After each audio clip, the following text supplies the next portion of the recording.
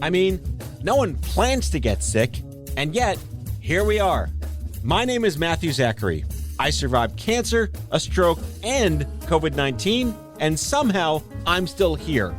I also survived our stupid broken healthcare system, and I want to help you survive it too. So let's go make healthcare suck less together. Because you know what? We're all out of patience. Hey, that's the name of the show. All right, welcome back to Out of Patience. As usual, a quick reminder before we get started, please check out our groundbreaking documentary series, The Cancer Mavericks, a 50-year history of cancer advocacy since the National Cancer Act of 1971. You don't want to miss it. Cancer Mavericks, anywhere you listen to your podcast. Check it out. On the show today, we have the cutest couple on Instagram, says me, David and Robin Dubin. I go way back with these two to the pre-internet stone age of cancer advocacy. I'm talking life with DSL. DSL! Dave is a 2-time dad and a 3-time colon cancer survivor. He received his first cancer diagnosis at the age of 29 and discovered then that he had Lynch Syndrome. Heard of it? Me neither. Actually, I have because I know David. But they're trying to change all that because Lynch Syndrome is a genetic precondition to cancer that affects 1 out of every 279 people. I don't do math, but that's a lot. And most people don't even know that they have it. So they founded Alive and Kickn. Now, there's no vowel in Kickn. It's Kickn. They were ahead of the curve between Lyft and all the other non-vowel companies. They educate the public about Lynch syndrome and support those living with it. So we're going to talk about survivorship and pre-vivorship. Yeah, that's the word. And what it was like to test their sons for the Lynch syndrome gene. Here are David and Robin Dubin live in studio to gripe, kvetch, inspire, educate, and talk all things Lynch syndrome and how it's actually possible to not get cancer because genetics are the new prevention. Enjoy the show. All right, listeners, David and Robin and I go back to the chain. This is a Wayback Machine episode, like the Live Strong days, the early young adult cancer, pre-colorectal cancer alliance stuff. Around that time. Somewhere. Was it Bush or Obama? That's how we define when we met each other. It was Bush. It was definitely Bush. Yeah. So there you go. I was in Vegas the last year you did the stupid cancer thing in Vegas. Oh my God, yeah. We had a lot of fun at those events. We had both had a full head of hair at the time. That's true. I've seen your wedding photos. I missed that mullet. Yeah, I know. I didn't have a mullet. I had a Jufro. Well, yeah, it was pretty much the same thing. No, it was a mullet. I think you were the first people I had met in this notion of, is it possible to not get cancer as opposed to preventing cancer? And this idea that you can have something before it gets worse to something terrible. Yeah. Right? Like precursor.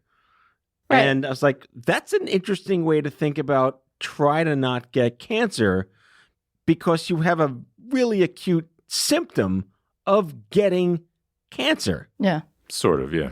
Am I making this too? No, well, because the term is pre-vivor. Yeah. Is really the term that has come from this. It's essentially knowing you have the genetic mutation, but you have not had cancer yet. But chances are, the percentages are very high that you will. So our oldest son, Zach, is 25, and he had genetic testing when he turned 18. So he has the gene, but he's known as a pre-vivor because Who invented that word? I kind of like really it, but I'm on the fence. I think it came from the hereditary breast and ovarian cancer world because their genetic research on that hereditary cancer gene syndrome, it goes back as far or further than the research on Lynch syndrome, but it's having a genetic predisposition to high risks of certain types of cancers. So why did he have this test in the first place?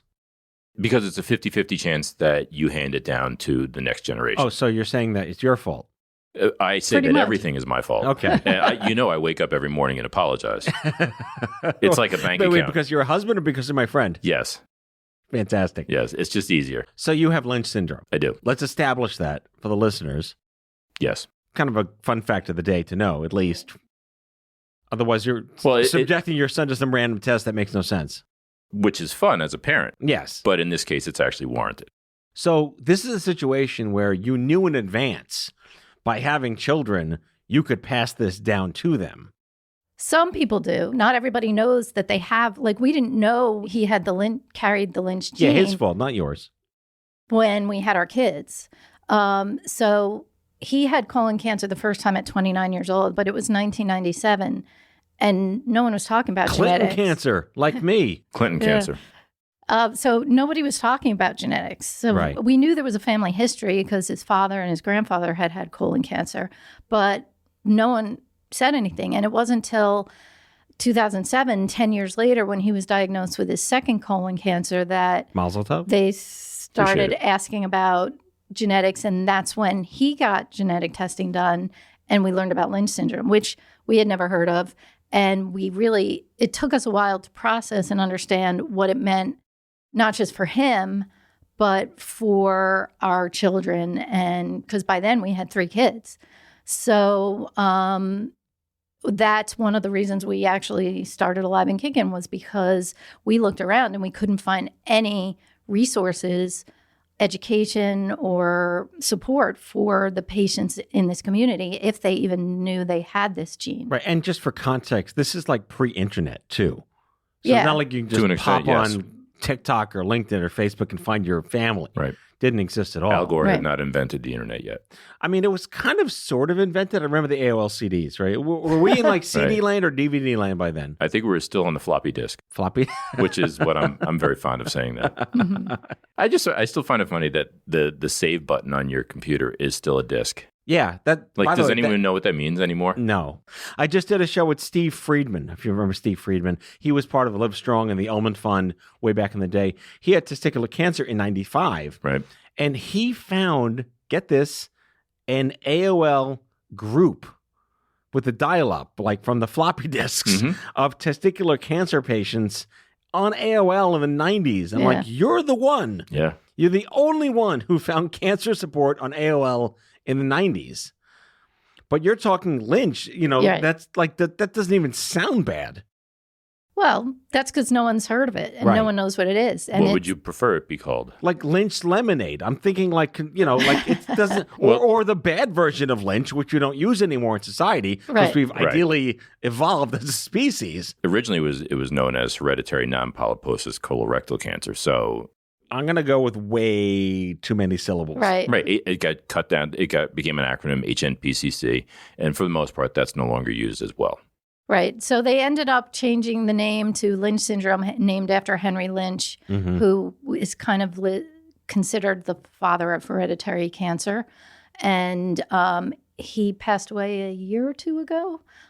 He did a lot of Lynch syndrome and hereditary cancer research out of Creighton University, and for many, many years. So, Did you realize when you started Alive and Kickn that you would set off a 20-year trend of dropping vowels? Yes. Because it's Kick. yeah, that Yes. was the internet again, because Right. we couldn't find the domain The name. domain was taken. Right. AliveandKickn.com was taken in 2007. Yeah.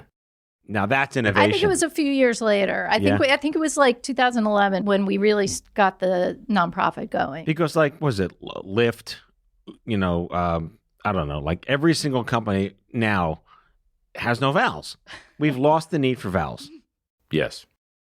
But everybody Well, spells it wrong they're all the time overrated, anyway now. You need, like, aliveandkick.com, aliveandkicking.co. Can we just go with what we have? How about Dubin and Dubin? Okay. I would go to that law firm. I think there is one. They have the domain then. Right. They do. Probably. They probably own Alive and Kickn. All right, so you did what I did, what we all kind of did in the 2000s. We tried to build a community that we wished we had. Right. What was the initial reaction response? Well, initially, we kind of got lumped in the colon cancer world simply because I had colon cancer twice. We appreciated that, but we wanted to separate ourselves and really focus on the genetic component and Lynch syndrome specifically, because there was a need. And the more that we learned about it, the more we realized the statistics were really kind of staggering as to the number of Lynch syndrome patients that were out there. And, even still, the percentage that they don't know about it. Right. And this goes back to the famous word awareness, right? How do you know you have this? You were unique in the sense that you were woke enough to say, oh, could I possibly endear my children with this fabulous genetic trait? Does that happen frequently? Or is your community people who don't know they have Lynch and find out about it, or it's too late? Work me through the algorithm of human awareness. So in terms of people kind of finding the patient community, finding Alive and Kickn, right now, the majority of genetic testing is still happening with a cancer diagnosis, especially if it's early onset, someone younger in the family. And then the conversations within the family and with their providers are starting to happen about family history of cancer. And often it takes that for the doctors to put it together that there may be something genetic, and they get referred to genetic counseling and genetic testing. And then if someone does test positive, then they encourage the rest of the family. So that's when you'll have people who end up getting tested and find out they have the gene before they have cancer. But in the medical community, it's not really talked about enough. Primary care providers don't really spend a lot of time taking family history, especially family history of cancer. So patients aren't being referred to genetic counseling if they suspect they have a hereditary cancer gene in their family often enough. And right now, the statistics are that 1 in 279 individuals has a Lynch mutation, and over 95% of them don't know it. I mean, I guess that makes sense for all the wrong reasons. Right. I would argue that, you have a captivated audience of family members if someone in that family gets colon cancer. But how do you potentially ethereally reach people that don't know they're at risk or don't know that they had a family history or have no family history? What would incentivize a GI doctor, if you're just going for a regular checkup, to test you for this? Well, I think a GI doctor has an incentive to do so, and same with the OBGYN community, because these are, well, for a number of reasons. One is they're seeing people at the right time to have these type of conversations. Most people don't go to the GI doctor unless there's a reason, and obviously on an OBGYN is a different story. But you have the right people in the right audience at the right time for those two types of specialists to have this type of conversation regarding hereditary cancer and potential predispositions. But you are right in that knowing your family history is still the biggest issue. And it wasn't that long ago that people passed away of stomach aches. I mean, let's be honest. And people didn't talk about cancer. And EMRs were mostly paper and scribble, and not necessarily any type of data that could be extracted. And even still now, it's still not great. You have this whole storm of issues that is really keeping people from thinking about this, which is what we're trying to accomplish, is getting the word out to the general public about this, that this exists.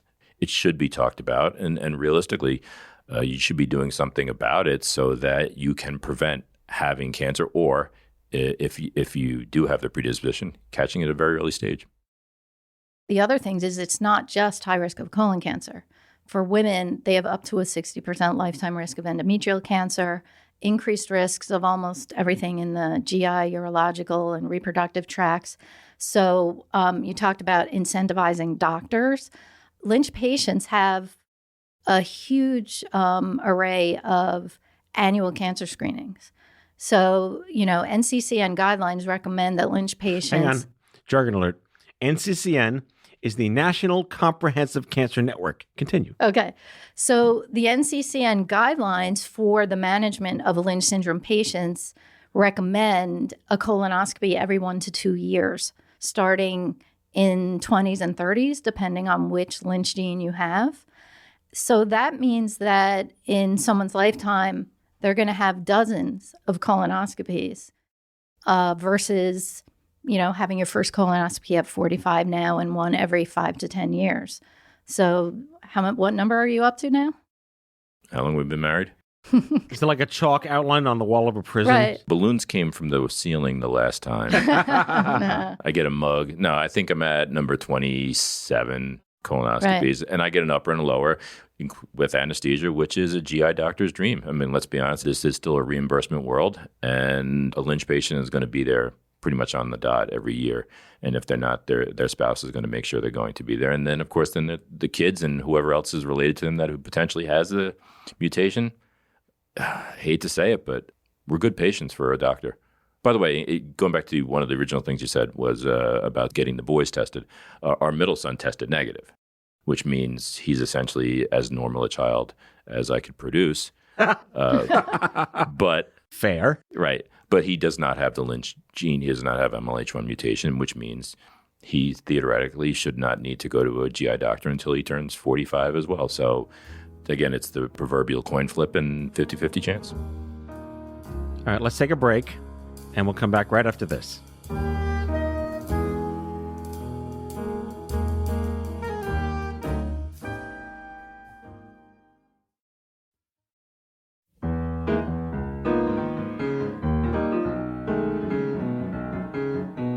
Have you guys had a chance to listen to the Cancer Mavericks series? Briefly, a little bit. That's decent enough of an answer.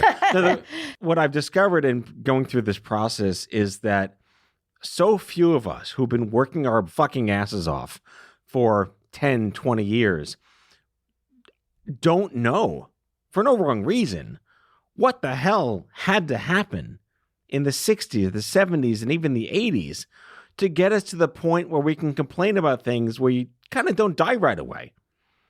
How do you feel about that? We're not dying right away. I mean, again, with an asterisk, there's always bell curve and full empathy. By the way, this show is not pro-death. We want people to live a happy, healthy life. But in the 60s, 70s, and you kind of just died. And now we're here trying to not get it because we have the opportunity to, I hate the word prevent because it just means like, there's no chance in hell you can ever get it, is prevent, but try to not get it. Right. It's actually something, if it's okay just to deviate specifically towards Lynch, this mutation, these sets of mutation, started hundreds, if not thousands of years ago. Oh, wait, you didn't start it? I did start it. It's all David's fault. It is my fault. I started it thousands of years ago. I was around with Noah. Anyway, I digress. But you think about this. I had colon cancer at 29, and obviously I'm now here at 54. How did people do this back then? I mean, you had to theoretically reproduce in your teens in order to produce enough kids so that the 50-50 chance, it was not passed on to certain ones. And it's a real fun thing to think about from a mathematical standpoint is how we got here. It's wild. We know a lot of people in the community you look at their family history, and it's so upsetting to see how many of their relatives they've lost to early cancers due to Lynch syndrome, colon, endometrial, and it isn't till the last few years that any of the doctors put that together to the point where they could have the genetic testing and know. There are preventative things right now. Also part of the NCCN guidelines for women with Lynch syndrome is once they're past childbearing years is to have prophylactic hysterectomy and oophorectomies to prevent endometrial and ovarian cancer. That's another running joke we used to have. Maybe they still do at Super Cancer is how many things can you live without? Yeah. Yeah. Yeah. It's like operation. Like what parts can they take out and then what cancers can you still get? Right. Right. Because you still can get blood cancer. Like you need blood. Yeah. You need blood. You need your blood. Right. So you're always at risk for hematologic somethings. But what can you actually remove to not get cancer? Maybe it's not that funny, but I just funny. think it's like whack-a-mole. It is funny. Oh, yeah. Well, he's got, like he likes to talk about having 18 inches of colon left. I'm very proud of it. 90% of his right kidney. By the way, he's wearing a T-shirt right now that says "Colons are for losers." Yes. Well, it's true. Yeah, colons are overrated. But there are conversations in the community about whether having a total colectomy is something that is recommended or not, or some people, their physicians do recommend that. And even Dave's oncologist has brought up the idea that at some point he should have the rest of his colon removed. Yeah, but it's that balance between lifestyle, or I'll say living, because we're very fond of the concept of living with cancer, because you want to do it the right way. But also something inconceivable in the 1990s, 80s, and 70s. Yeah. Right. Yeah. Is not only living but thriving, and it's not an easy scenario. And my oncologist, her job is to make sure that whatever happens, if I develop cancer again, she finds it early, and that's her job. So we talk about it, and I have no problem with it. My answer right now is no. But you've also spent, this isn't your day job. Alive and Kickn has been this thing that you started. It grew a life of its own. You've been managing it too, Robin, as a co-founder. But you spent a decade or more in genetics and genomic companies and precision medicine. And what have you observed? Like, what is new? What matters today? Well, what matters today is really analyzing cancer, tumors specifically, and knowing everything about what is involved with that cancer so you can treat it appropriately. So, open question, kind of a subjective question. What is it going to take to guarantee everyone who enters the "I hope I don't have cancer" store to be told there's a test for you to see if we can possibly stave off the cancer you might get one day? It's a combination. I mean, it's got a number of components to it. It is obviously knowing what is going on in your own body previously. So it's sequencing your germline, whether it's whole exome or whole genome, is analyzing you before cancer. And who does that? A lot of companies do that. How do people know about those companies? They have to look into them. Right. You're right. So who's their advocate if they're not proactively moxie-ridden like we are? They're doctors. They're doctors, but I don't want to open up the can of worms, but there's the balance between the clinical world and the insurance world. When our oldest had his genetic testing done, we did not get life insurance for him ahead of time. We should have, for obvious reasons, because he came back positive. So it wasn't until the second one came along and he had his genetic testing done that we got life insurance for both of them. So the older one who tested positive, his life insurance is through the roof. The middle one who had not gotten tested yet, who could have been 50-50, his life insurance policy was like half. Right. If not less than the older one. Subsequently he tested negative, so we don't even need it. But you get my point. Right. So you have this balance now. So let's say I'm a 20-something and potentially looking to have a family in the future, male or female, and I decide I want to get myself sequenced. Great. What happens if I come back positive for something? If I have some sort of mutation, it's going to ding me on in my insurance world. So there's got to be a real systematic mind shift if you're going to look at preventing not just cancer, a lot of things that take place genetically. Your point is well taken in the sense that, A, do I even want to know, first and foremost? Because most people just don't want to know, see no evil, hear no evil. If they're at risk, they may be more predisposed to want to know because clearly they saw what might have happened to a family member. But at the same time, are people aware that, yes, if you get into an accident, your premiums go up.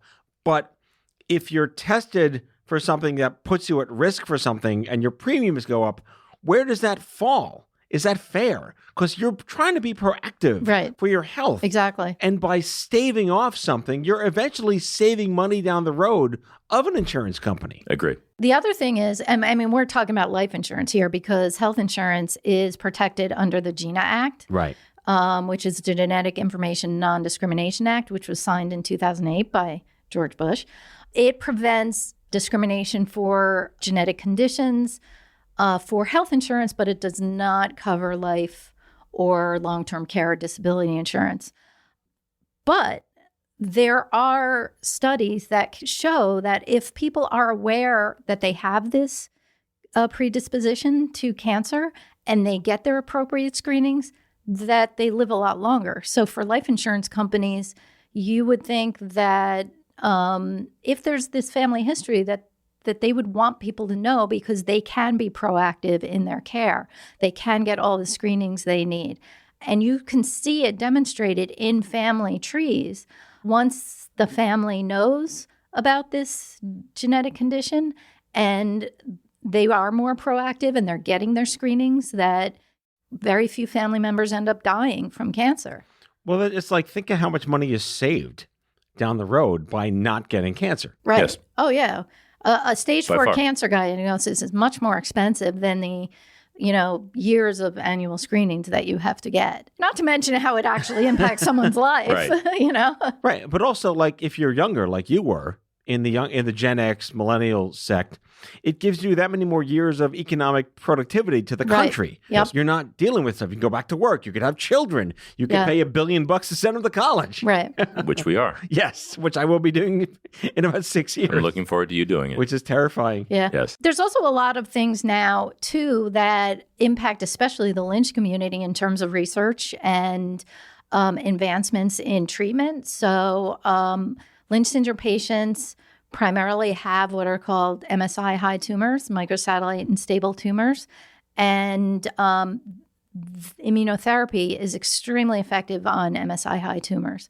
So it's very, very important to know if you have Lynch, if you are diagnosed with cancer, because it can impact your treatment plans, because Lynch patients do much, much better on immunotherapy than a chemo. And which is also cheaper. Right. And has less side effects and things like that. So, so is the moral of the story to anyone in this space, like, if you have a family member who had cancer, you might be at risk for the same or a variant of that cancer. There's a test that you can check. Right. Today, tomorrow, talk to your doctor about, my uncle had cancer. Will I have cancer? Yes. Absolutely. It's that simple. Yes. That's one of our biggest takeaways all the time when we're out there talking to people in the general public is know your family history, talk to your doctors about your family history, ask about being referred to genetic counselors for genetic testing, and go from there. So that's the main focus. If someone you know in your family has had cancer, you should get checked because you might be at risk for the same cancer. If that's 80%, 20% is, hey, general public, you might be at risk for cancer, but you don't know it. Go ask your doctor anyway. Your first point was about if a family member had cancer, the recommendation would be to have that person who had the cancer get checked first. You'll have a younger person develop colon cancer, and they'll have germline testing, hereditary cancer testing, and it'll come back negative. Oh, so just because someone in your family had cancer doesn't mean you might be predisposed to it. They would have to have some kind of genetic trigger in their body that you might have in your body. Correct. Okay. Right. And the other thing is there's some exciting research going on into vaccines for Lynch syndrome patients. That's a trending word these days. Isn't it? It's a good word. These are really good vaccines, but it's just in the beginning of phase 1 clinical trials for a vaccine that can actually keep Lynch syndrome patients from developing cancer. Again, back to our theme of the show, it's easier than ever to not get cancer. Yeah. Yeah. Absolutely. All right. What's your website? So it's aliveandkickn.org. It's spelled ALIVEANDKICKN. N for no vowels. N for no vowels. Alive and Kickn. We'll put a link in the episode description for sure, and Yes. throw it up on all the social channels when we promote. I love that I know you guys. We've been on such a fucking hell of a journey all these years, and we're still here. Still here. David Dubin is the founder and chief patient advocate at Alive and Kickn, vice president of strategic account management at Caris Life Sciences. Robin Dubin is the co-founder and executive director of Alive and Kickn, and a venture partner at the Cancer Fund, which I want to have you back on the show to talk about. Sure. Thank you for coming on Out of Patience. Our pleasure. Thank you. That's all for today, folks. If you like today's show, be sure to subscribe, leave a review, follow us on social, and tell all your friends to listen. Out of Patience with Matthew Zachary is a product of Offscript Media. Our executive producer is Matthew Zachary. Our senior producers are Brianna Seeley, Jen Oranger, and Andrew McDowell. It is mixed and edited by Brianna Seeley. Our theme music is by the Mike Van Allen Quintet and by Mara. For advertising and media inquiries, email media@offscript.com. Hit us up at contact@offscript.com to share comments, feedback, and make recommendations. For more information, visit offscript.com.